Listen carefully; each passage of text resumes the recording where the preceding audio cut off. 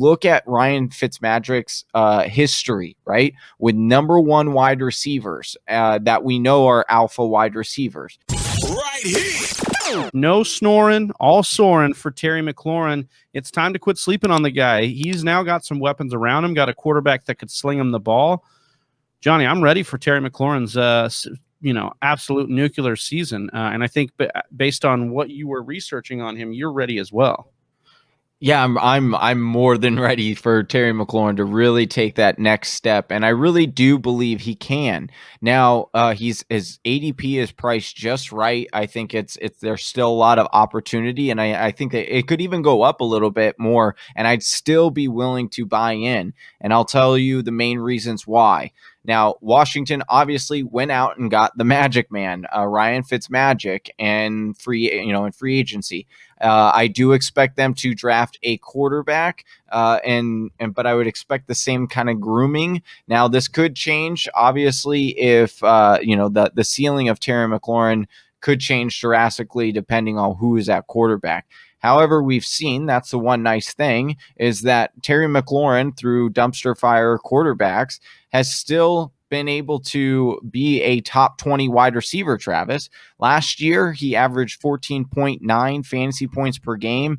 He did only score 4 touchdowns, which was about a 4.5% rate of touchdown rate, which we would expect to go back to a little bit more of a norm. In his rookie year, he had a 12.1% touchdown rate, just to give you a reference. We like to see that around 9 or 10% for an alpha wide receiver. Here's the really interesting thing, Travis, on why I'm so excited about Terry McLaurin.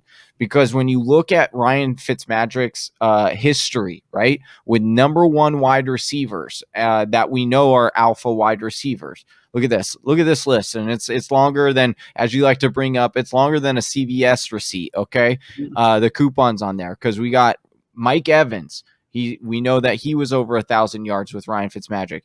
Brandon Marshall, his breakout year as a Jet, went over 1,000 yards with Fitzmagic as the quarterback. DeAndre Hopkins, when he broke out his rookie year, was with Ryan Fitzmagic.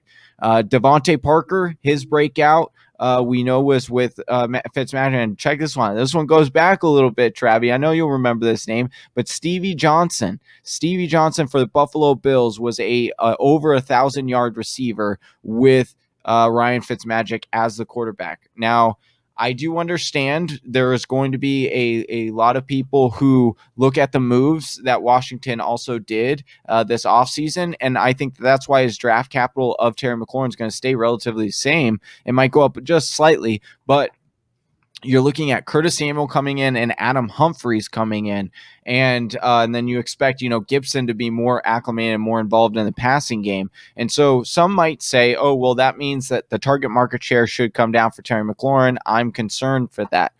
And what I'll say is what we've seen through Ryan Fitzmagic's history is that he can really produce not only one wide receiver that goes over 1,000 yards, but usually 2. In most cases, dating back when Brandon Marshall was there, he also had Eric Decker, who went over 1,000 yards. With Mike Evans, he had Chris Godwin as well. He didn't go over 1,000, but he had like 800 yards. And even like you think of Devontae Parker, was Preston Williams? Preston Williams, yeah. Yeah, so Preston Williams even flashed with Fitzpatrick. I think the difference is that Fitzpatrick pushes the ball down the field. And so he opens up the offense for them to be more valuable targets for these guys. Yeah, I 100% agree with that sentiment, which is why I think that Curtis Samuel is actually another undervalued piece here in this whole puzzle, because I could definitely see him getting, 900 to 1,000 yards receiving this year, and maybe, 4 or 5 touchdowns, nothing significant there, but that's a nice wide receiver 3 fringe, play on certain matchups. And then also just doubling down again, another name was when he had Hopkins. He also had Andre Johnson that year garnered 100.